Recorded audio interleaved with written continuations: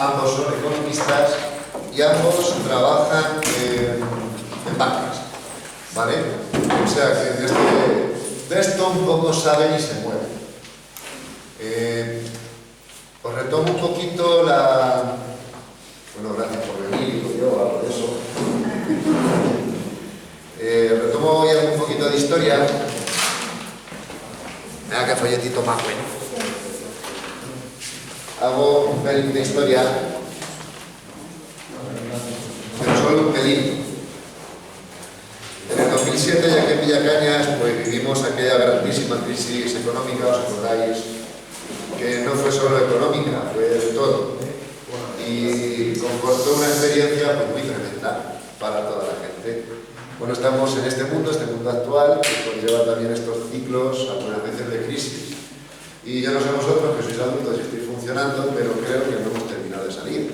Y esto va, viene, bueno, pues estas cosas son un poquito así.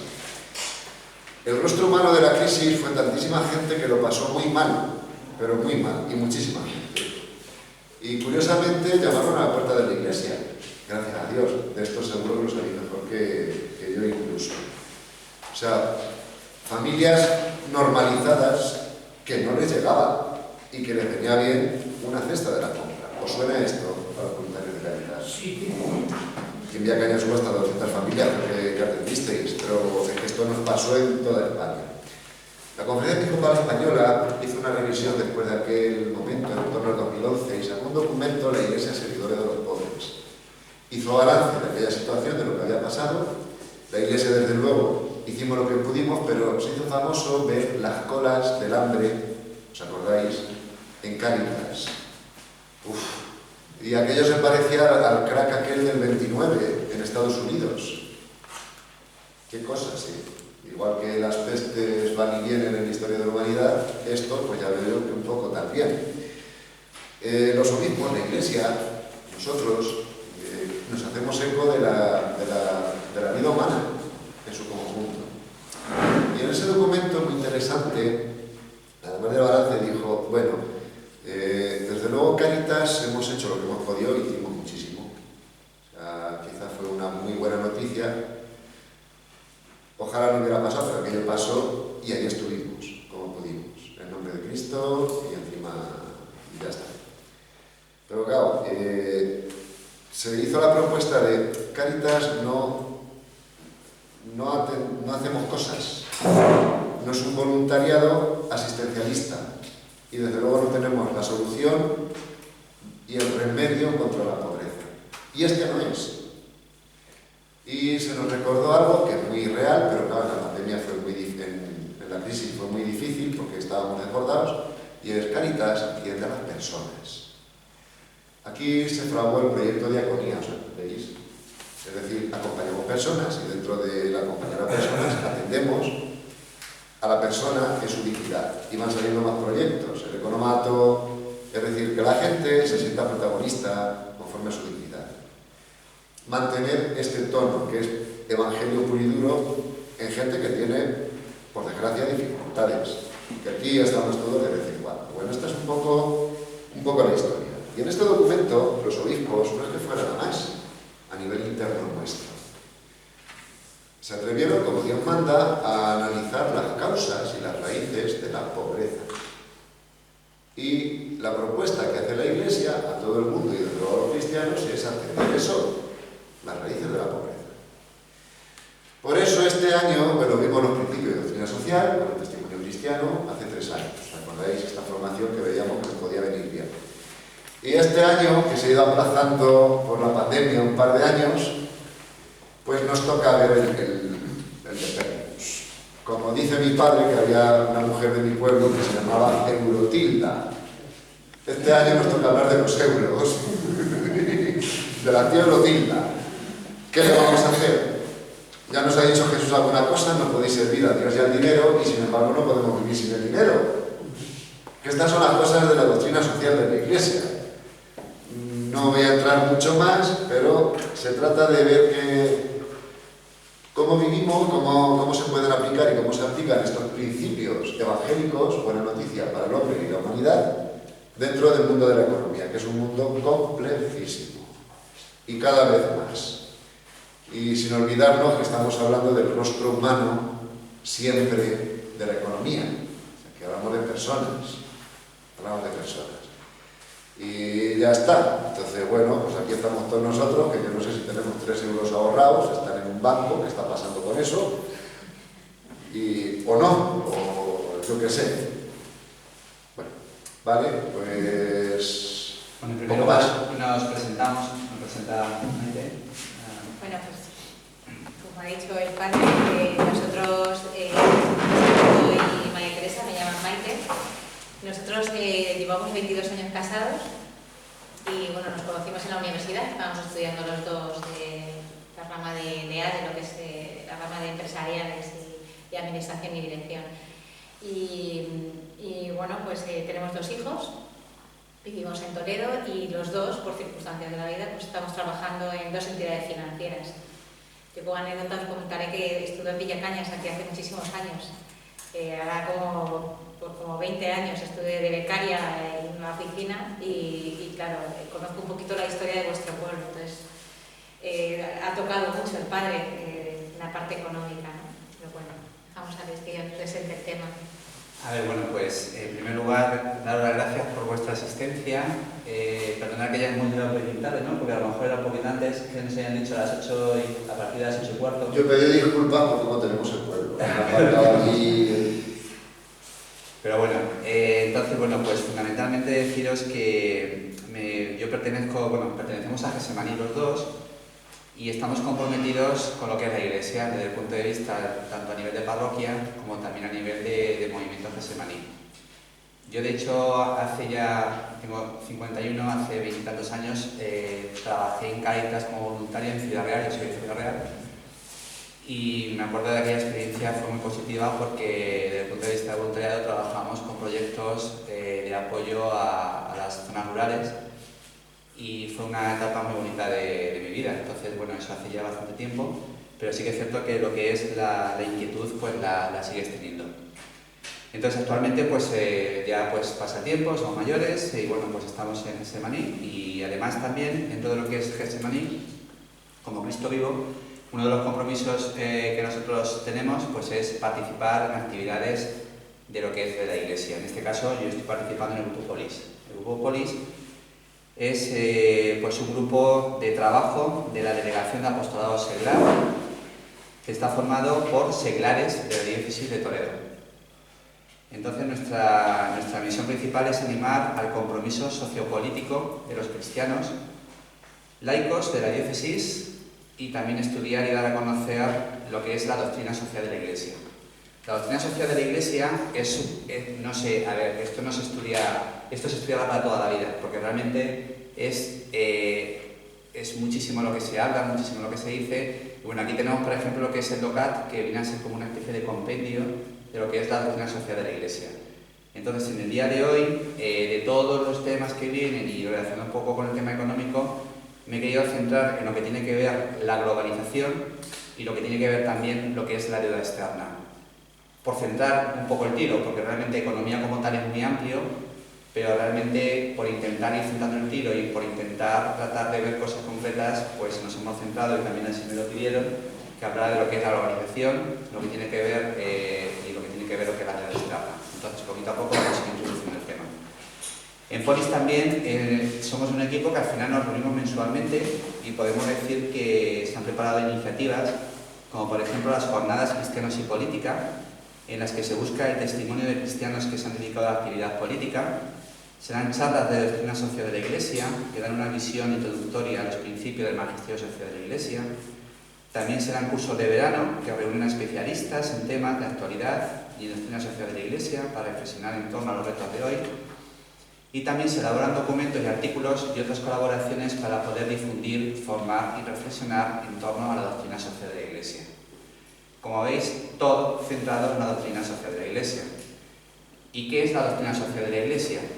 No sé si en algún momento habéis hablado ya de la doctrina social de la Iglesia como fundamento, entiendo que sí, pero por dar unas ligeras ideas para que también poder introducir el tema, la doctrina social de la Iglesia surge en el siglo XIX con la Revolución Industrial.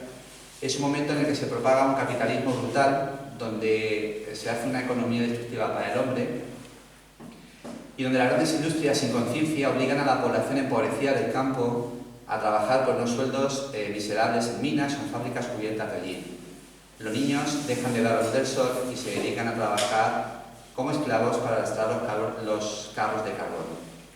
Los cristianos, que lo que hacen en ese momento, pues ante esta necesidad, con no poco entusiasmo, se ponen a trabajar en la realidad que están viviendo, pero se dan cuenta de que no es suficiente, es decir, que está ocurriendo una serie de cosas, pero que se queda corto lo que están haciendo hasta ese momento.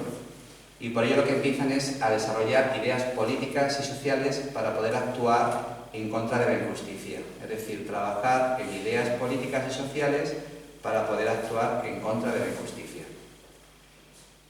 De hecho, el auténtico documento fundacional de la doctrina social de la Iglesia es la carta encíclica Rerum Novarum, en la cual en aquel entonces el Papa León XIII publicó en el año 1891 una frase que en aquel momento pues, fue dilapidaria, en la cual se decía que defraudar a alguien el salario debido era un gran crimen, que llamaba a voces las iras vengadoras del cielo. Entonces la Iglesia lo que está poniendo de manifiesto en aquel momento es que se pone en juego toda su autoridad en la lucha por los derechos de los trabajadores. A medida que va pasando el tiempo, a medida que las circunstancias de todas las cosas que van pasando se van evolucionando, la doctrina social católica se va enriqueciendo y se va perfeccionando con el paso de los años. De hecho, se han consolidado principios de personalidad, solidaridad y subsidiariedad, los cuales también se explican en el DOCAT. Dicho todo esto, la doctrina social de la Iglesia, por lo tanto, no proviene de este Papa, de otro Papa o de cualquiera de nosotros, sino que realmente procede del corazón del Evangelio, procede de Jesús mismo, procede de Jesús. Jesús es la doctrina social de Dios. Por lo tanto, la doctrina social de la Iglesia no es ni más ni menos que poner en el centro la doctrina, poner el Evangelio y poner a Jesús como el verdadero camino que hay que seguir. Por lo tanto, hasta ahora, hablando ya de lo que ha sido, de lo que es Polis, unas ligeras notas, hablando de la doctrina social de la Iglesia, unas poquitas cosas, me voy a centrar ya en el tema que voy a hablar hoy, que es precisamente lo que tiene que ver con la globalización. Entonces, también os digo que si voy muy rápido me lo decís, si voy muy lento también, y luego al final de estas ideas, pues si queréis hacer alguna pregunta o queréis comentar alguna cosa, pues me ningún problema, ¿de acuerdo? Un pequeño inciso.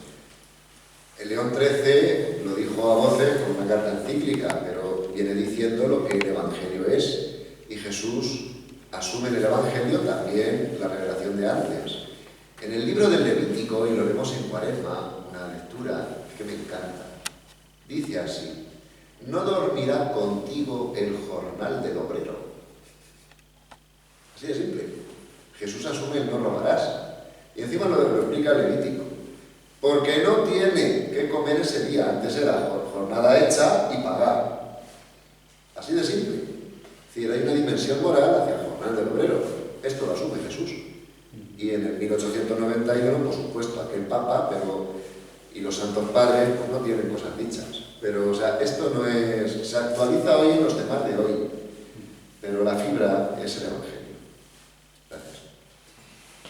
Globalización. Nuestro mundo actual ha crecido gracias al progreso técnico, hasta convertirse en un único mundo. Hoy en día podemos desplazarnos en avión en pocas horas de un sitio a otro del mundo. Podemos comprar, mi mujer se mete en internet y ve unos vestidos muy monos y resulta que este vestido a lo mejor se está fabricando, pues no lo sabemos, se puede estar fabricando en cualquier lugar del mundo.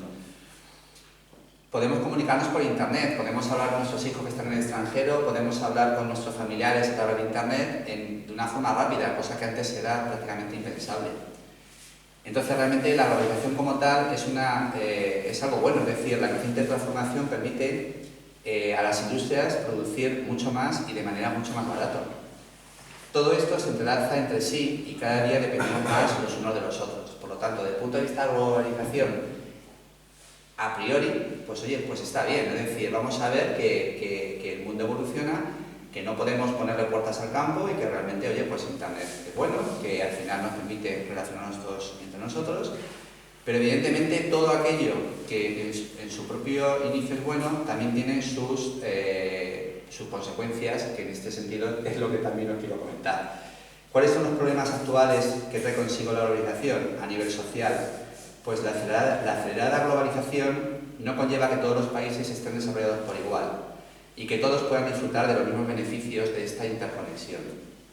Sucede justo lo contrario, siguen estando a la orden del día problemas como la pobreza, el hambre, la desigualdad, la falta de educación y de deficiente sistema de salud por la vulneración de los derechos humanos. De hecho, hay una cita del Papa San Juan XXIII en la que dice: las economías más desarrolladas gozan de una vida cómoda, sin embargo los países en vías de desarrollo padecen durísima escasez. O también otra cita de Nelson Mandela en el que dice que el gran problema en el mundo es la pobreza acompañada de la ausencia de educación. Entonces, ¿qué ocurre? Pues que los países más pobres dependen a menudo de lo que las regiones más prósperas y desarrolladas produzcan en ellos, o les compren. Y al mismo tiempo, los salarios que reciben los trabajadores en los países más pobres son extremadamente bajos. Las injusticias llevan a la supresión de los derechos humanos fundamentales. La injusticia lleva a la supresión de los derechos humanos fundamentales. Todo esto se ve acrecentado además por el cambio climático, que empeora los problemas, sobre todo en los países menos desarrollados del sur. Todo esto que acabo de contar, ¿qué es lo que nos lleva a una consecuencia negativa de lo que es la globalización, que es la deuda externa, el endeudamiento? Y voy a hablar un momentito de lo que es el endeudamiento, de lo que es la deuda, para luego intentar también hablaros y deciros por qué la deuda en sí provoca luego cosas negativas y además lo que la doctrina social de la Iglesia dice, tanto de la deuda como de la globalización. ¿De acuerdo? Entonces, la deuda, ¿qué es la deuda? Pues es el dinero que deben los gobiernos de los países en desarrollo a distintos acreedores extranjeros y desde la Segunda Guerra Mundial. Según el tipo de acreedor, podemos hablar de deuda externa pública, en la cual siempre avala el Estado. Podemos hablar de deuda privada, sin aval del Estado, o el servicio de la deuda, que lo habréis oído en televisión, y el servicio de la deuda está provocando un incremento de tal forma que nos hace más pobres. ¿Qué es el servicio de la deuda? Pues es la amortización del capital que se te ha prestado, así como el pago de los intereses que ha generado el préstamo. La deuda externa pública, además, también tiene otra serie de partes, como por ejemplo puede ser multilateral, en la que el acreedor es una institución multilateral como el Fondo Monetario Internacional. Puede ser bilateral, el acreedor es otro Estado, o privado, el acreedor es un banco extranjero. Es decir, multilateral puede ser que a lo mejor a un Estado se le ha prestado por parte de un fondo internacional. Bilateral puede ser que otro Estado le haya dado dinero a uno de los Estados, o privado puede ser que haya una serie de entidades privadas que sean las que estén prestando dinero a los otros Estados. Hasta aquí, ¿qué es la deuda? Y claro, la pregunta es, ¿pero cómo se paga la deuda? Porque claro, realmente estamos muy endeudados, ¿de acuerdo? Estamos con un nivel de endeudamiento respecto al PIB de X%, ¿de acuerdo? Pero ¿cómo se paga la deuda? ¿Quién paga la deuda? Pues la deuda se paga con divisas, que se generan generalmente con la exportación. Entonces, ¿la exportación qué ocurre? Que provoca una explotación acelerada de recursos naturales, el petróleo, el gas. Lo que ocasiona son problemas ambientales, de contaminación de aguas, destrucción de ecosistemas, sobreexplotación de bosques y de mares, y impide la regeneración que provoca la extinción de especies vegetales y animales. Es decir, una primera consecuencia de tener que pagar la deuda es que, primero, se paga la deuda con la exportación, pero claro, si esa exportación se explota los recursos naturales, lo que va provocando es una sobreexplotación de los recursos de los distintos países. Y a su vez también otra consecuencia es el desarrollo desenfrenado de la producción agrícola rentable en la exportación. Por ejemplo, el cacao, el café, el algodón, el azúcar. Esto genera, entre otros, el problema de los monocultivos, lo que ocasiona la pérdida de nutrientes por pérdida de biodiversidad, que a su vez provoca mayor pobreza. Perdona, Luis. Sí. Claro que estás hablando de la deuda externa, sobre todo de los países en vías de desarrollo. Exacto, correcto. Es que nosotros estamos también endeudados hasta la bandera, ya que estaba pensando... Sí, ahora lo podemos relacionar. Estaba yo pensando en la nuestra, Sí. pero claro, digo, es que efectivamente los países de desarrollo es tremendo, pero nosotros estamos endeudados. Ya está. Sí, podéis ir sin ningún tipo de problema. Por lo tanto, ¿qué es la deuda? ¿Cómo se paga la deuda? ¿Qué puede provocar un exceso de deuda? Pues al final lo que va provocando es un empobrecimiento, porque porque solo se mantienen los gastos de seguridad, supone además la supresión de subvenciones a productos de primera necesidad, como el arroz, el pan o la leche, que hace que los más pobres no puedan conseguirlos. La devaluación de la moneda del país, que hace que se abaraten en divisa los productos locales, que se exporten para que sean más competitivos en el mercado mundial. Si se financia la deuda, pues poco a poco, si no terminas de pagar lo que es la deuda, se va incrementando. Es decir, tú debes X dinero, tienes que pagar el tipo de interés, pero si resulta que te sigues endeudando, se siguen incrementando los costes y al final se va haciendo, es un círculo vicioso en el cual poco a poco se va complicando para todos los países. Lo que comentabas, es decir, esto desde el punto de vista de deuda externa, pero para los países en vía de desarrollo, pero evidentemente todos somos partícipes de esa deuda. Y en España también lo estamos siendo, y a nivel mundial, precisamente con la serie con las cosas que están ocurriendo a nivel de la crisis del COVID, a nivel de lo que es el tema de la guerra, etcétera, pues poco a poco nos va endeudando y por lo tanto es una situación en la que nos tenemos que situar y nos tenemos que plantear dónde estamos. Dicho todo esto, hemos hablado de lo que es la deuda, hemos hablado de lo que es el problema del endeudamiento, qué aporta la doctrina social de la Iglesia a la deuda y para terminar hablaré de qué aporta la doctrina social de la Iglesia respecto a la globalización. Desde el punto de vista de la aportación de la doctrina social de la Iglesia a la deuda externa, lo que dice es que no se puede silenciar el profundo vínculo que existe entre este problema y la cuestión del desarrollo de los pueblos. De hecho, el Papa Francisco hace la siguiente intervención que me ha parecido muy interesante, en la que dice que los pueblos en vías de desarrollo, donde se encuentran las más importantes reservas de la biosfera, siguen alimentando el desarrollo de los países más ricos a costa de su presente y de su futuro. La tierra de los pobres del sur es rica y poco contaminada, pero el acceso a la propiedad de los bienes y recursos para satisfacer sus necesidades vitales les está vedado por un sistema de relaciones comerciales y de propiedad estructuralmente perverso. Y siguiendo las palabras de nuestro gran San Juan Pablo II, nos dijo que la cooperación al desarrollo de todo el hombre es un deber de todos para con todos. Es decir, que esto no es un problema de unas determinadas personas, sino que nuestros papas, nuestro propio Evangelio nos dice que la cooperación entre todos es un deber de todos para con todos.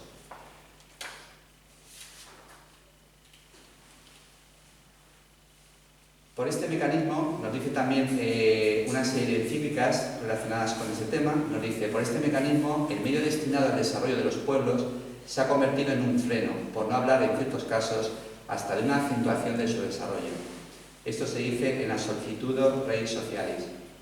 O por ejemplo, en otra encíclica relacionada con este tema, en la Centesimus Annus, se dice: el género humano se halla ante formas de esclavitud nuevas y más sutiles que las conocidas en el pasado, y la libertad continúa siendo para demasiadas personas una palabra vacía de contenido.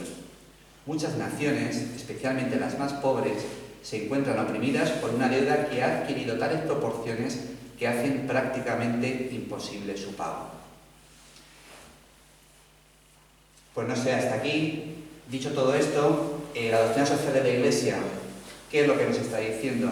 Que no nos podemos quedar en que exista mucha deuda, no nos podemos quedar en que es un problema de otros, sino que realmente todos, y entre todos, tenemos que intentar saber que el ser humano es lo que está en el centro de toda la humanidad. Es lo que las conclusiones que tenemos que sacar desde el punto de vista de la doctrina social de la Iglesia. Y por el tiempo que nos queda, ya por dar un poquito el cierre a todo lo que hemos estado viendo, sí que me gustaría también hablar de lo que es la perspectiva desde el punto de vista de la doctrina social de la Iglesia, de lo que tiene que ver a este mundo globalizado. Entonces, la Iglesia, ¿qué es lo que nos dice? Pues que la Iglesia tiene el deber de escrutar a fondo los signos de la época e interpretarlos a la luz del Evangelio, de forma que acomodándose a cada generación y teniendo en cuenta cada generación, pueda la Iglesia responder a los perennes interrogantes de la humanidad sobre el sentido de la vida presente y de la vida futura y sobre la mutua relación de ambas.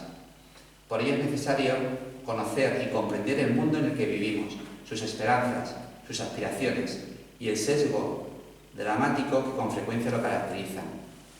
De esta manera la Iglesia lo que intenta una y otra vez es contemplar la situación del mundo y recomendar que el trato con el prójimo tenga como modelo el mensaje de amor fraternal de Jesús. ¿Podemos ver en la deuda el amor de Jesús? Sí. ¿Cuándo? Cuando entre todos nosotros contemplemos la situación, veamos dónde estamos y sepamos que el trato con el prójimo realmente lo que tiene es el fundamento de ese amor fraternal de Jesús. Por ello, su preocupación preferencial se dirige aquí hacia los pobres, los más débiles y los que son explotados.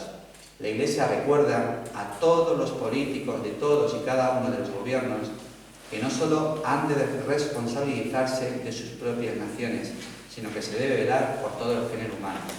Volvemos a poner la Iglesia, el género humano, en el centro de la vida, el ser humano en el centro de Cristo. Por ello, asimismo, se pronuncia a favor de una política que tienda al objetivo de la paz y del desarrollo. Y precisamente porque la realización de una política tal requiere la colaboración de todos los Estados. La Iglesia, por ello, apoya a organizaciones internacionales como Naciones Unidas en las que puedan hacer una cooperación internacional para el entendimiento. Por lo tanto, ¿hay solución a los problemas? Sí, si la humanidad se une para actuar al respecto. Debemos trabajar todos para dejar salir de nosotros mismos las ganas de solidaridad y la responsabilidad mutua. La doctrina social de la Iglesia se fundamenta esta responsabilidad colectiva en la reflexión de la unidad de la familia humana, porque Dios, en tanto que creador de cada ser humano, es el Padre de todos nosotros. Nos tenemos que considerar hermanos y parte de una familia en la que se practica la confianza, los unos al servicio de los otros, y todos nos ayudemos mutuamente. La doctrina social de la Iglesia reincide en el destino universal de los bienes. Por ello, los recursos de la tierra han de estar destinados a todos los seres humanos para su vida y necesidades. Por el contrario, una distribución desproporcionada de los bienes de la tierra sería un escándalo, y nadie que se haga llamar cristiano debe aceptar que la pobreza y el hambre se convierta en la fortuna de millones de personas, mientras que unos pocos viven en la sobreabundancia y el desperdicio. Por lo tanto, yo creo que está claro lo que dice la Iglesia. Está claro lo que dice la doctrina social de la Iglesia en temas que nos afectan desde el punto de vista de lo que es el mundo globalizado y lo que es la propia deuda que en algunos países, son muchos de todos nosotros, están cada día presionando a la humanidad. Entonces nosotros, como partes integrantes de esa Iglesia, tenemos que seguir el Evangelio y tenemos que llevar allí a Cristo, allí donde estemos, pues solamente así estaremos construyendo un barrio, un pueblo y una ciudad mucho más justa y dentro del Evangelio. Y por mi parte, si queréis comentar algo, queréis hacer alguna pregunta, solamente me gustaría... experiencia profesional. Sí, ahora ya hablar de la experiencia profesional. A ver, la experiencia profesional te dice que, bueno, ya llevamos ya casi 20 y tantos años trabajando en el sector financiero. Cuando yo empecé a trabajar en el sector financiero, estudiabas crisis que se habían producido y decías, pero ¿cómo se habían producido esas crisis? Y eso no va a volver a pasar. Pues sí, vuelve a pasar. Es decir, el hombre es el único animal que tropieza 2 veces en una piedra, y llámese de una forma, llámese de otra, las crisis se repiten porque son cíclicas, una vez motivadas por unas circunstancias, otra vez motivadas por otras, pero realmente las cosas vuelven a pasar. Entonces, la experiencia desde el punto de vista del trabajo en una entidad financiera lo que te dice es que tienes que intentar tener siempre, saber muy bien dónde estás e intentar saber que si tienes que pedir algo, pues que luego tengan los números hechos para que luego puedas devolverlo. es la clave fundamental, y para eso yo creo que las mejores son las amas de casa para dar esa lección. Es decir, como decía mi suegro, si tengo 5 aquí, por el otro lado no pueden salir 10, sino tendré que saber que tengo que gastarme los 5 que son los que tengo. Entonces, bueno, pues por mi parte, si queréis preguntar algo, yo creo que podría ser interesante si queréis hacer una pregunta, y si no, pues luego ya pasamos a lo que es un poco el testimonio de mi mujer. Nada más. Yo quería, Sí. desde su punto de vista, cómo ve la deuda que actualmente tenemos en España, desde el punto de vista católico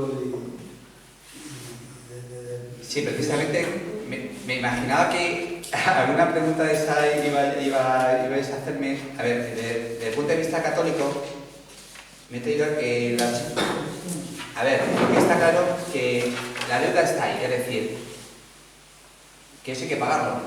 Entonces, si tú te sigues endeudando, llega un momento en el cual no puedes salir de ahí.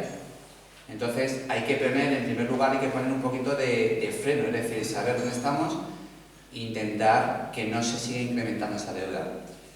¿Qué es lo que dice la doctrina social de la Iglesia respecto a la deuda? Pues es que es un tema muy amplio y sería para verlo en otro día que nos invitáis para poderlo ver, pero incluso en algún momento hay una serie de razones morales o razones políticas, económicas o jurídicas en la que la propia doctrina social de la Iglesia se plantea o se puede cuestionar, ver hasta qué punto se podría intentar, no voy a decir perdonar, pero sí intentar ver en qué medida, no sé, en qué punto estamos, pues para intentar que eso no vaya a más. Pero claro, ya dependiendo los países, dependiendo las situaciones económicas, dependiendo una serie de factores importantes para poderlo valorar. Porque lo que no se puede continuar es seguir endeudándonos, porque al final se va retroalimentando con el servicio de la deuda y cada vez se va complicando más. Entonces, desde el punto de vista social de la Iglesia, pues en algún caso se han visto razones morales. Pues, por ejemplo, se dice que la deuda es un obstáculo para satisfacer las necesidades humanas. Entonces, pues eso al final poco a poco te va limitando. Razones políticas, también en cierto modo te va haciendo más pequeñito a la hora de poder continuar en la gestión económica. Entonces al final hay una serie de factores que la propia Iglesia argumenta para intentar reflexionar sobre la deuda y poder ver hasta qué punto se puede, por lo menos, ponerle límite o ver hasta qué punto se podría llevar a cabo una pequeña condonación. A ver, aterrizar no es sencillo, pero claro, es bueno que tengamos claros los principios. Lo que está claro es que si tú pides algo, tienes que devolverlo. Esto es de justicia. Punto. Vale, tú pides algo generalmente para algo esencial, digo yo, y luego hay que devolver. Entonces, es de justicia a quien te lo ha prestado, porque a quien te lo ha prestado, vamos a ver, España le pide dinero a un banco, pero es que el banco te presta el dinero de no sé cuánta gente que está ahorrando. Digo yo, una cosa así. O sea, que esos son los fondos de inversión. Es que ahí estamos un poquito todos. Y si dice uno, no, es que no puedo pagarte, coña, entre comillas, ¿a quién está robando? A mucha gente muy normal. Muy normal. Antes daban intereses los bancos algunos por hacer algo. Pues un durillo que ganas, pues pintas una habitación, ¿no? O sea, que son pequeñas cosas de economía doméstica. Que esto, si se multiplica por cero, madre mía. Y luego lo segundo es la situación actual y real en la que está la deuda, que hay que ir al caso. Decir, hombre, por Dios, naciones que están pidiendo para cosas fundamentales, hace falta echar una mano y habrá que ver, porque dentro de la justicia, luego ya también la Iglesia habla de la subsidiariedad y de la caridad, es decir, pero sin obviarla nunca. Igual que hay circunstancias que se hizo famoso, no sé qué lema y de parte de qué institución, que había naciones que ya habían pagado 3 o 4 veces la deuda que habían pedido, pero claro, con los intereses, esas cosas hay que revisarlas. Es decir, ¿se ha hecho justicia ya en el sentido de la devolución? A lo mejor es que sí, habrá que ver Pero Hay que ver cada caso, cada momento, ¿veis? Hay que ir al caso. Hay que ir al caso. Las dos cosas, y efectivamente al final dices, hombre, es que si tú arruinas a una nación, a un pueblo entero, al final eso no es beneficioso para nadie, como acabas de decir. O sea, si Brasil se queda sin árboles, vamos a tener alergia y asma todo el mundo. Esto es así. Entonces, pues claro, no puedes estar tirando de esa hay que ver. Al final, las cosas se hicieron para beneficio del hombre. Estoy hablando de las casas de ahorros. Sí. Montes de Piedad se hicieron para ayudar de unos a otros, ¿no? Al final era un tema de esto. Incluso, ahora sí, incluso habláramos de los microcréditos que nos inventamos para dar a la gente para ayuda para empezar cosas, resulta que ahora en Europa nos inventamos los microcréditos para las vacaciones, para no sé qué. No lo estamos haciendo tú, usura. Pregunto. Si no, lo he comentado precisamente, es decir, dependiendo de lo que tú vayas a necesitar y para lo que lo estés pidiendo, evidentemente tiene desde el punto de vista de la doctrina social de la Iglesia, tiene una finalidad o no. Es decir, no es lo mismo decir voy a pedir para... Estoy hasta arriba, pero me quiero ir al Caribe a pedir un préstamo, que a lo mejor pues voy a pedir un préstamo para ayudar a mi hijo, para, no sé, dependiendo de las circunstancias y dependiendo de las cosas que puedan suceder, evidentemente tiene una visión evangélica o no la tiene. Va a depender evidentemente para lo que estás haciendo las cosas y para lo que te lo estás gastando. Una gente que pide dinero pues, para vicios, pues dices, pues oye, pues es que a lo mejor no hay que pedir eso. Pero yo no digo que las casas de ahorros se crearon para eso, para ayudar. Sí. Y ahora se han metido en un tema bancario que busca los beneficios, igual que cualquier otro banco. Así es. No el... Sí. De todas formas, Pepe, esto recuerdo a Pablo, al empresario que vino y que nos habló del mundo del trabajo, si os acordáis. Efectivamente, el mundo de la economía es fácil porque es matemático material. 2 por 2 son 4, me llevo una cosa así. Efectivamente, tú a un banco vas a pedir dinero y el banco a lo mejor lo que te dice es a ver cómo lo vas a devolver con estos intereses. Hasta ahí puede llegar el banco. Efectivamente, el ser uno, ¿para qué lo pide y qué hace con él? Es cuestión de conciencia personal. Pero es que, efectivamente, es cuestión de conciencia personal. Y ya supongo... También hay una cosa importante y es nosotros como católicos y trabajamos en banca hemos pasado varias crisis y veíamos cómo venían las personas a pedir dinero movidas por ese capitalismo, por ese consumir. Este tiene este coche, pues yo un coche más grande. Y es que yo mi hipoteca pues me la pueden ampliar y es cierto que hubo un tiempo en el que la banca promocionaba o promovía ese tipo de consumo. Entonces, ¿qué pasó? Que vino la crisis del 2008. Entonces, fue tremendo porque se habla de los desahucios, pero para la gente que tenemos principios y veíamos cómo a las familias les quitaban las casas, pero ya se lo habíamos comentado, o sea, no puedes meterte en esto. No, sí, y si no lo hacías tú, lo hacía el de enfrente. Es un movimiento de consumo tremendo. Antes teníamos a lo mejor 1 o 2 camisas y nos servía para la temporada. Ahora ya no tenemos 2 o 2 camisas, tenemos muchísimas. Entonces este consumo es de todos y esto es lo que también nos trae la globalización a todos. Entonces, claro, ¿quién se endeuda?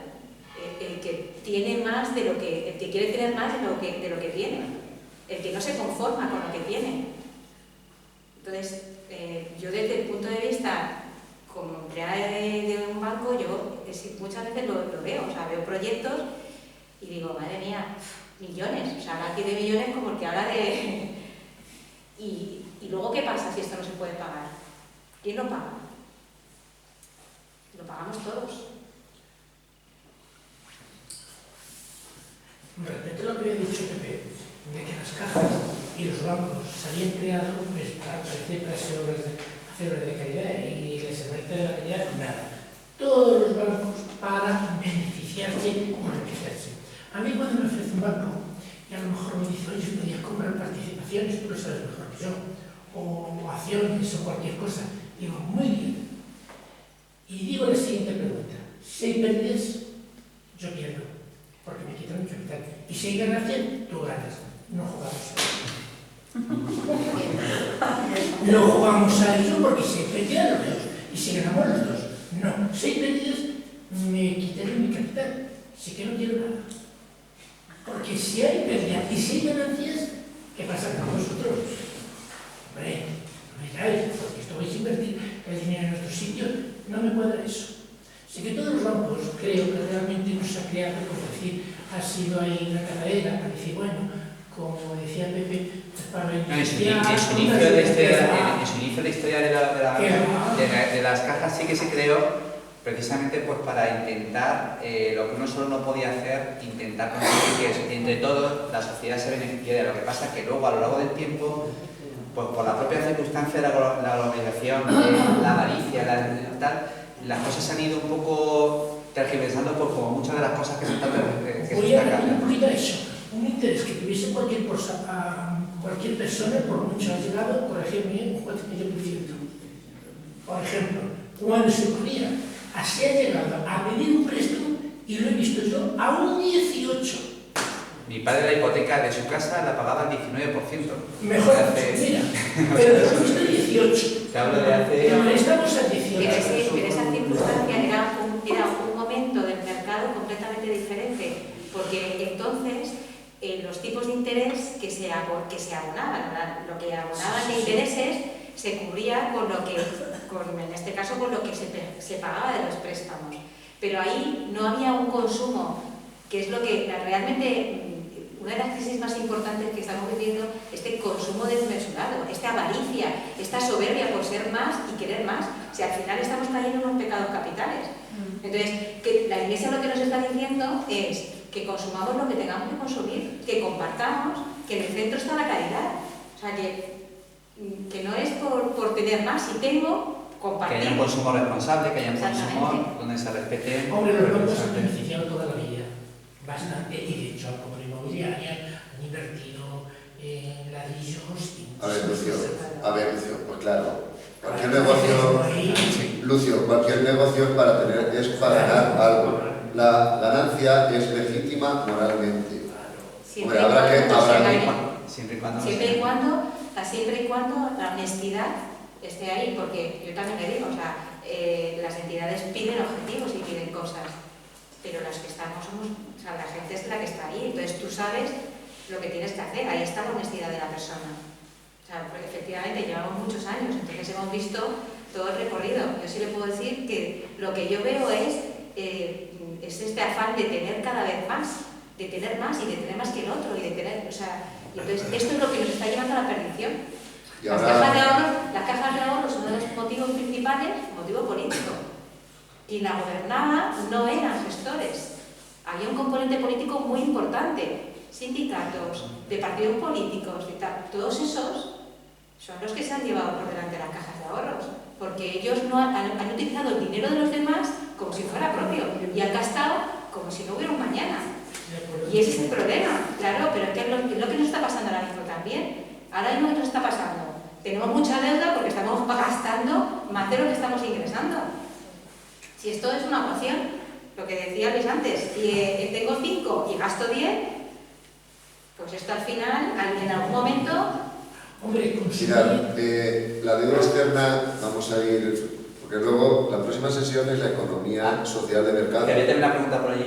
No, pero creo que ya lo ha encaminado Pedro con la deuda externa. Iba por ahí, porque no quería volver al tema macroeconómico, sí. que decía la globalización, ¿no? Sí. Pero yo aquí un aviso, porque es que me estoy acordando de temas de hace 3 años, que esto nos afecta. O sea, el Estado español es el Estado, no el gobierno.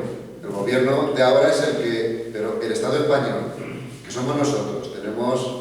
Es que a mí me flipa, porque esto va subiendo mogollón, tenemos el doble de lo que ganamos. Exacto. O sea, tendríamos que estar un año sin cobrar nada para pagarla. Sin cobrar nada, nadie. Un año Y un poco. y 4 meses. Y esto, y ahora os digo, pero bueno, os digo, y seguro que sabéis algo más. 30.000 euros, el otro día una estadística, 30.000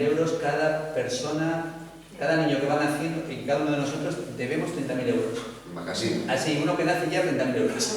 Pero a lo que voy es, porque claro, nos olvidamos del tema de los presupuestos, es decir, el Estado recauda dinero e invierte dinero. Y en principio el Estado es para bienes básicos. Pero es que me estoy acordando, ¿te acuerdas, Flores, tú que eres médico? O sea, escasez de recursos. Estamos siempre quejándonos de recursos. Vamos al médico, al hospital, una cachocola, no hay médicos. ¿Cómo va el médico? Si debemos... Es que es una cosa... Qué responsabilidad tan enorme, es que de verdad, macho. Cuánta luz, qué responsabilidad tan enorme. Y ahora yo digo, España, se está gastando el dinero de verdad en lo básico. Pero España somos todos. Y uno dice... Pero este discurso, ¿dónde se oye? Pero es como cuando dicen, no es que los políticos roban, pero tú no robes. O sea, tú lo que puedes hacer no robar y ya está. Es decir, si tú no robas, el otro tampoco robará y el otro al final juntos no robamos. Pues oye, pues eso es lo que tenemos que intentar desde el punto de vista como iglesia. Es decir, el Evangelio que te dice, porque seas honrado. Pues si tú eres honrado y el otro es honrado, aunque haya otro que no sea honrado, pero no te fijes en el que no es honrado, sino fíjate en el que es honrado. Pues al final, si entre todos los que somos honrados conseguimos que las cosas funcionan, pero claro, siempre nos quedamos, no, que bonito, no, quédate, haz lo que tienes que hacer, que el Evangelio te lo dice muy clarito.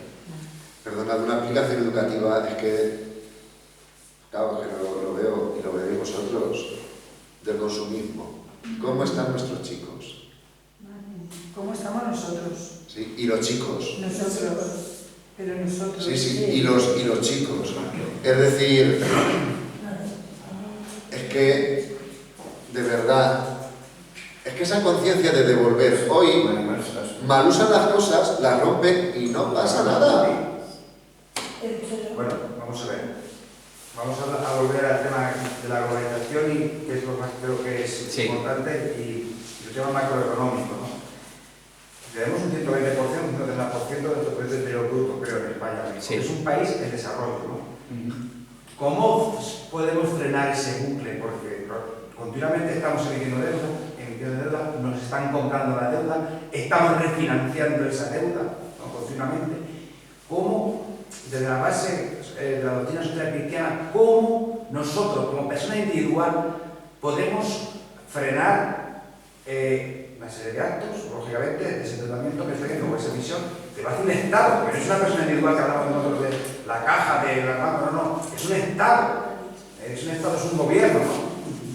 Es un país, es el país de España, que no es un país en desarrollo, precisamente es un país, digamos, entre comillas, desarrollado, ¿no? Y continuamente nos estamos endeudando cada vez más, ¿no? Cada vez más y cada vez más, y esto es un bucle.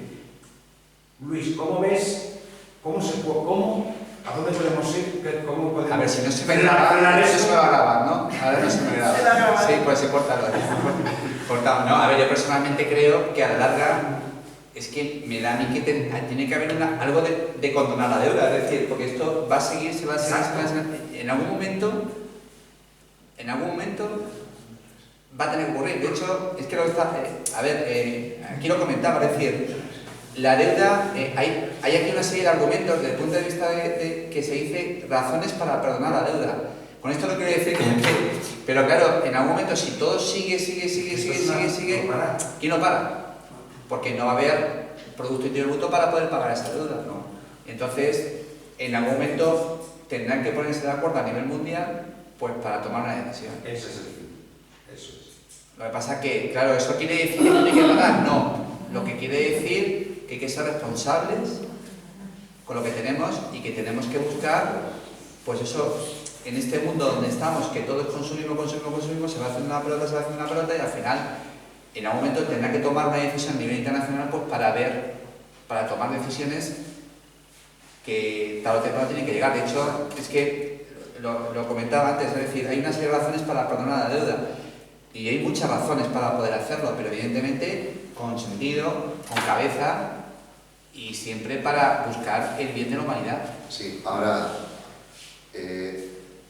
esto no estoy ilustrado, esto entre todos, pero la última noticia que oí es que China, a ver, hay que querer entre todos, habrá que ver si queremos. China, Estado chino, está haciendo lo que está haciendo y, perdonad, a lo mejor lo está haciendo bien, porque está haciendo lo que hemos hecho todos. Me parece que los datos es... China es la dueña de la mitad de África, pero es que nosotros debemos a China. Pero es que China ha comprado el puerto, el embarcadero de Ámsterdam, a donde entran los de Europa. China, si no quiere, eso no lo va a devolver. Y hará bien, por decir algo. Es que, claro, porque si gastamos luego lo van a perdonar, si quieren. Exacto. Y habrá que ver. Es como dice Luis, habrá que ver. Tendrá que haber al final del túnel un acuerdo internacional pues para parar esto. De hecho, la razón religiosa lo comentaba el Papa, es decir, dice, la religión, no solo la católica, se aboga por el derecho del débil a empezar una vida sin deudas. En nuestro caso, como bien sabemos, se prescribe el jubileo en el año 2000, la Iglesia, por boca del Papa, reclamó la condonación de la deuda externa. Hay textos que ya, bueno, hay una serie de textos que además lo dicen claramente, es decir, en algún momento tiene que intentar, pues eso, pero tiene que ser una decisión a nivel internacional para ubicarnos y para saber dónde estamos, porque si no, esto no se puede mantener. Hay un caso curioso y a otro nivel, que es el tema de los acuerdos internacionales de reducción de CO2. Ya sabéis cómo están las noticias, ¿no? Que hay algunas naciones que dicen, sí, hombre, ahora... Que no quiero. Ahora, tú que has contaminado todo el mundo, Claro, ahora yo que voy a desarrollarme... Que hace esto, que el que no tiene tanta deuda se hace poderoso en el mundo, el que no tiene tanta deuda se hace poderoso respecto al que está entrampado. Esa es la realidad, es decir, es la fuerza del débil, el fuerte respecto al débil. Perdonad, antes me gustaría que diéramos paso al testimonio y luego ya redondeamos, ¿vale? Más que nada porque nos hemos colgado, porque eso es muy interesante. Bueno, yo ya le había dicho al padre que yo no soy testigo de esta, pero bueno, nosotros pertenecemos al movimiento apostólico Getsemaní, que es un movimiento de la diócesis de Toledo, pues un movimiento de laicos que tiene como carisma, pues digamos, varias partes. La primera es vivir dentro de la espiritualidad del corazón de Jesús. ¿Y esto qué significa? Pues tomamos pues una de las frases que el Señor dijo, que es la noche de Getsemaní, cuando dijo, mi alma está triste, velad y orad aquí conmigo, ¿no? Ese, digamos, es como uno de los momentos más importantes que tiene Getsemaní, el acompañar al Señor pues en esa hora, ¿no? Entonces, un punto central de nuestro movimiento es la hora santa. Otro punto central es la caridad, la fraternidad. La fraternidad entre nosotros, entre los miembros del movimiento y entre todos los hombres. Y el tercero es una inserción dentro de la Iglesia. Nosotros vivimos en nuestro movimiento, en las parroquias, en movimientos, o sea, en asociaciones, como por ejemplo Luis que está en Polis, o en cualquier lugar donde la diócesis o la Iglesia nos necesite. Disculpad. Getsemaní se creó, bueno, se fundó, empezó a moverse dentro de un movimiento muy importante, bueno, de jóvenes en los años 80 y, bueno, pues don Marcelo pues fue el que ya pues redactó los estatutos del movimiento, ¿no? Entonces, comentaros que tenemos, bueno, fue también creciendo a raíz también de otro movimiento de sacerdotes, de la fraternidad, que es un movimiento igual de sacerdotes diocesanos, que viven su espiritualidad sacerdotal en la espiritualidad del corazón de Jesús, ¿no? Entonces, nosotros hasta ahora nos hemos ido fortaleciendo, formando y nutriendo de este grupo de sacerdotes, que son sacerdotes de la diócesis, que están, bueno, pues que están por toda la diócesis, ¿no? Y que son los que nos ayudan. ¿Qué hacemos? Nosotros tenemos como distintos momentos. Todos los meses tenemos un retiro. De hecho, tuvimos el retiro del mes, el mes pasado, y bueno, pues empezamos la noche del viernes con una hora santa, luego el Santísimo está expuesto todas las noches y hacemos turnos de vela, y por la mañana pues continuamos con meditación y bueno, terminamos a mediodía con lo más importante, que es la Eucaristía, ¿no? Y luego pues por la tarde tenemos un ratito de, además de rezar el rosario, un momento formativo y de convivencia. Esto lo hacemos todos los meses. Luego estamos divididos en nivel grupos y donde nos vamos formando en temas de actualidad, temas espirituales, cualquier tema que el consiliario considere importante para ese año, para el movimiento, y en el cual bueno, pues intentamos mes a mes trabajar lo que nos toca y ponerlo en común. Además de esto, pues tenemos otros momentos importantes como son la Pascua. La Pascua intentamos vivirla porque creemos que es un momento importante, pues un poco lo que os comentaba antes. Y nosotros, nuestro punto central es la noche de Gesemaní, pues acompañar al Señor en la Pascua, y no solamente acompañarla, sino porque es que mucho de lo que vivió el Señor lo vivimos cada día en nuestra vida. Entonces es lo que intentamos, ¿no? Pues llevarlo a nuestro día a día, ¿no? Luego también, pues otro momento importante es en verano, tenemos una convivencia de 4 o 5 días en la que bueno, pues todo el que puede pues apunta y hacemos un momento de convivencia, de oración, de formación. Un poco en esos 4 días intentamos meter un poquito de todo, un poco de ocio, un poquito de convivencia y bueno, pues también nos permite conocernos un poco más entre todos. Y luego, bueno, pues el movimiento empezó con un movimiento juvenil y ha ido creciendo y esos jóvenes se convirtieron en familias, ¿no? Entonces, ¿qué intentamos nosotros ahora? Pues que nuestros hijos, nuestros jóvenes, adolescentes, pues beban también de este carisma, ¿no? Que tenemos, ¿no? No es fácil, ya lo digo, porque la sociedad está bastante complicada, ¿no? Pero bueno, con una confianza de que bueno, pues que igual que a nosotros el Señor pues un día pues salía a nuestro encuentro, ¿no? Porque también puedan salir al encuentro de estos jóvenes, ¿no? Y esto pues se siga extendiendo.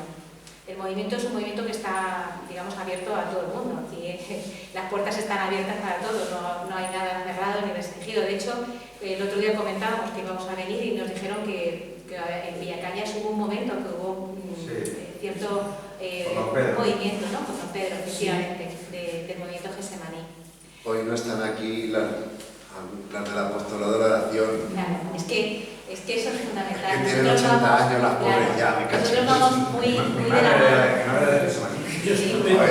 Pues vamos de la mano del apostolado de la oración. Claro, vamos de la mano del apostolado de la oración. De hecho, pues colaboramos mucho y bueno, pues el padre Mendizábal, que era un defensor de la adoración, del apostolado de la oración, ¿no? La oración que nosotros rezamos en el ofrecimiento diario es la del apostolado de la oración. Por terminar, os cuento que hay una serie de compromisos que cada miembro puede realizar cada año, renovamos. El primero es el ofrecimiento, es ofrecer tu vida, tu día a día al Señor. El segundo es ser como María, es decir, tomamos como modelo a María y el que toma ese compromiso, pues digamos es su modelo. El tercero es ser cruz, es tomar la cruz y la cruz de cada día pues digamos es un compromiso, ¿no? que se vive, ¿no? Y este compromiso además lleva asociado en la ayuda a los pobres. Y el cuarto es el corazón vivo, que lo que implica y lo que significa pues es eso, es dar la vida como la dio el Señor, ¿no? Y si toca dar la vida en el movimiento, trabajando, pues ahí si toca dar la vida en la parroquia, pues donde toque, ¿no? Que tu tiempo y tu tal sea para eso, ¿no? Entonces de una forma muy sencilla, pero sí teniendo muy presente pues lo que os decía, ¿no? Pues al Señor, sus sentimientos, su corazón, el amor que nos tiene a cada uno, ¿no? Y teniéndolo presente, pues eso, no idealizando en un futuro, sino en nuestro día a día, en lo que nos pasa, ¿no?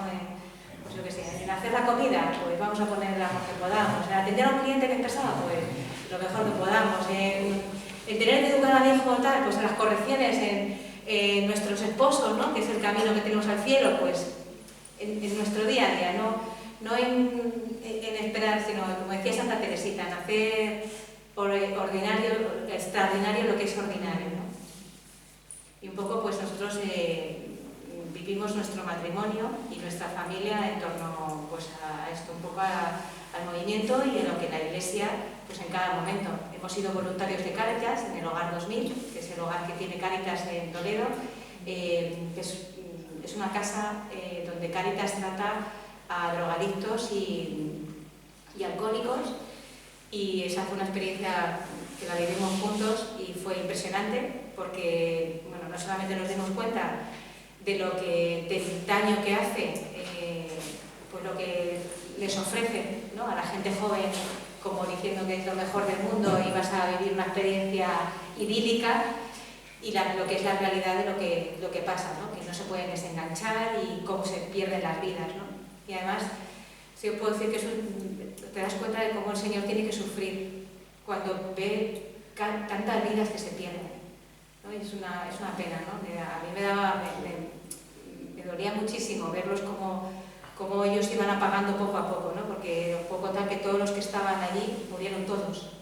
Yo creo que han quedado dos, sobreviven 2 personas, ¿no? Aquella casa se abrió con la idea de atender a desahuciados, es decir, y antes era de SIDA al principio. Sí. Entonces muchos venían, luego ya se ha ido readaptando a, pero efectivamente los que llegan desahuciados. Y ya, bueno, y ahora pues estamos colaborando con el Hogar 2000. El Hogar 2000 son pues, unas hermanas estupendas seglares que cuidan a niños en una situación de exclusión social importante, y ellas dan su vida por estos niños. Estos niños no tienen nada, su familia por circunstancias, algunos pueden estar con sus padres, otros no, pero viven en una situación de pobreza total. Entonces las hermanas no tienen nada, viven de la caridad, pero no sé cómo lo hacen. Todos los meses pagan la luz, pagan la comida, a los niños no les falta nada, allí hay una alegría tremenda. Y bueno, pues nosotros intentamos estar cerca de ellas y colaborar en lo que podemos con ellas, ¿no? Entonces, bueno, pues buscando gente que les lleve comida, o gente que les pueda aportar aceite, otros que les puedan aportar huevos, en fin. Aquí intentamos, pues de la manera que podemos, ¿no?, pues en nuestro día a día, ¿no?, y en nuestro, bueno, pues en nuestro entorno. No hace falta salir muy allá, ¿no?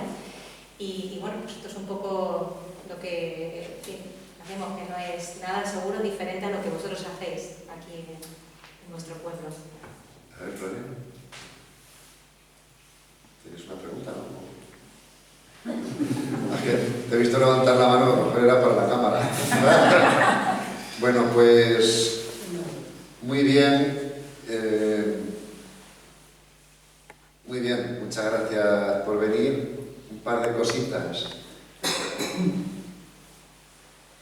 Yo aprecio muchísimo la labor de Manos Unidas y no sé si después de lo de hoy lo entendemos. Es decir, proyectos de desarrollo en lugares, y además creo que es totalmente prima hermana de Cáritas, porque eso además ayuda a contener la inmigración. Es decir, lo de la pescadilla y da gusto que el dinerillo de los cristianillos de ponerse proyectos de desarrollo en sus lugares. Este año, creo que es para toda la diócesis casi, tenemos un proyecto en Haití, desde el tsunami. Es que, bueno, pues, no deja de ser una gota, pero veis, el voluntariado, una institución concreta, y ahí estamos los cristianos trabajando, intentando sembrar en esta línea y que no falte. Bueno, eso era lo primero, un poquito como algo constructivo también de lo que te proponías, uno a uno, no solo hacer bien las cosas aquí con cuidado, sino también si se puede echar una mano, ayuda mucho. Y lo segundo, muchas gracias Luis y Maite, porque verdad, habéis dicho normalitos como vosotros. Esa es la sorpresa, que dos que estáis trabajando en banca, seáis normalitos.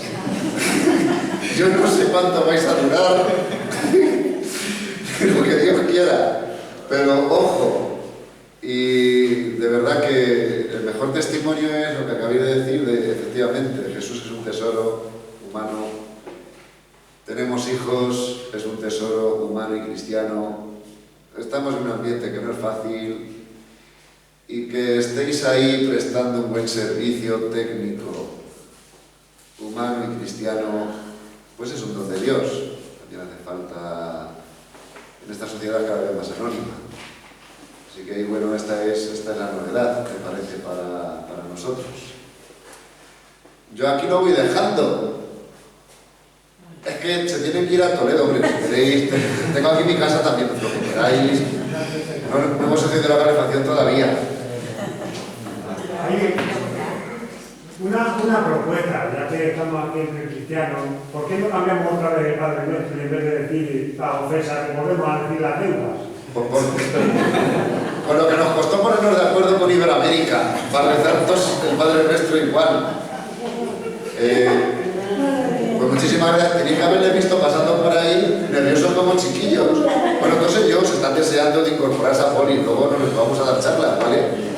Además, eso iba a decir que luego, bueno, sí que ya sabéis, cuando en verano haya otra vez las reuniones que hay y demás, que esto es simplemente, como dijo una vez un amigo nuestro, que es intentar formarte de aquello que te gusta, es decir, de aquello que estás llamado, es decir, que aquí nadie somos especialistas, sino que tienes una motivación, tienes una inquietud y que además es de Cristo, pues fórmate en ella y prepárate en ella.